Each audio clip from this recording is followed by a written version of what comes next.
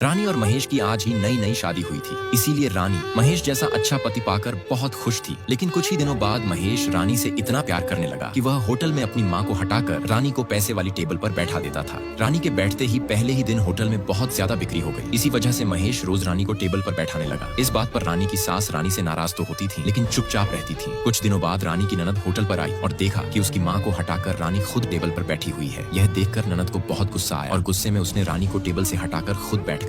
धीरे धीरे ननद रानी को डांट कर ऑर्डर देने लगी और रानी भी उसकी बात मानकर काम करने लगी। इसी दौरान एक दिन रानी के माता पिता होटल पर आए और देखा कि रानी तो एक नौकरानी की तरह काम कर रही है। यह देखकर रानी के पिता भी चुपचाप रह गए। अब धीरे धीरे रानी की ननद रानी पर हुक्म चलाने लगी और उससे खाने की टेबल साफ करने को कहा। रानी गुस्से में पूरी टेबल साफ करने लगी। फिर धीरे धीरे रानी महेश के साथ पराठे वगैरह भी बनाने लगी और महेश से कहने लगी, मैं तुम्हारी रानी हूँ या बिना पैसों की नौकरानी। फिर रानी सारे बर्तन भी साफ करने लगी। तभी वहाँ महेश भी आया और रानी के साथ मिलकर बर्तन मांजने लगा। अब रानी रोज रोज होटल के बर्तन मांजती थी। इसी वजह से रानी की माँ उसे और मजबूत बनने की सलाह देती थी ताकि वह अपने ससुराल में अक्कड़ दिखा सके। इसीलिए आज रानी होटल पहुंचते ही सबके सामने महेश से कहती है, गलती मेरी थी जो मैंने तुमसे शादी की। सोचा था कि तुम मुझे रानी से महारानी बनाकर रखोगे, लेकिन तुमने तो मुझे होटल की नौकरानी बना दिया है। यह सुनकर महेश बस इतना कहता है, मैं कुछ नहीं कहूंगा, और चुप हो जाता है। अगले दिन महेश अपने दोस्त से कहता है, मेरी रानी को मैं कुछ कहूँ तो गुस्सा हो जाती है और कुछ न कहूँ तो भी गुस्सा हो जाती है। उसी तरह रानी भी अपनी सहेलियों से कहती है, महेश मुझे डांटता नहीं, बस चिल्लाता है। इसलिए मैं भी महेश को छोड़कर नहीं जाती, बल्कि पैसे की मेज पर बैठकर मैं ही ग्राहकों के लिए महेश से हर ऑर्डर बनवाती हूँ, जिससे महेश मेरे सामने आकर हाथ जोड़ता है। लेकिन रोज रोज की परेशानियों से तंग आकर रानी अक्सर अपने मायके चली जाती और फिर अगले दिन लौट आती। इसी तरह की स्थिति रोज चलती रही, जिससे महेश भी धीरे धीरे पागलपन की हालत में पहुंच गया। गुस्से और निराशा में एक दिन वह जमकर खाना खाता है और फिर आखिरी बार मरने की सोचकर सड़क पर जाकर लेट जाता है। लेकिन सड़क पर गाड़ी वाले उसे शराबी समझकर गाली देकर भगा देते हैं। अगले दिन महेश शांति पाने के लिए तपस्या शुरू कर देता है, लेकिन तभी उसकी माँ आकर उसकी तपस्या तोड़ देती है। यह देखकर महेश बहुत गुस्सा हो जाता है। इसके बाद रोज की तरह महेश और रानी फोन पर झगड़ना शुरू कर देते हैं और आखिर में गुस्से में महेश अपना फोन ही तोड़ देता है। गंगा और राजू दोनों बचपन से ही आपस में प्रेम करते थे, लेकिन जब भी गंगा और राजू मिलते तो छुपकर ही मिलते थे, क्योंकि उनके गांवों में लोग छोटी छोटी बातों पर आपस में झगड़ा करते रहते थे।